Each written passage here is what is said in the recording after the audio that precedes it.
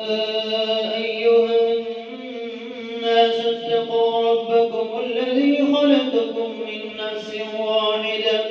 وخلق منها زوجها وبث منهما رجالا كثيرا ونساء واتقوا الله الذي تساءلون به والأرحام إن الله كان عليكم رقيبا وآتوا اليتامى أموالهم ولا تتبدلوا الخبيث بالطيب ولا تأكلوا أموالهم إلى أموالكم إنه كان حوبا كبيرا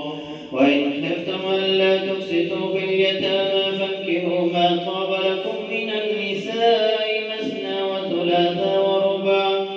فإن خفتم ألا تعدلوا فواحدة أو ما ملكت أيمانكم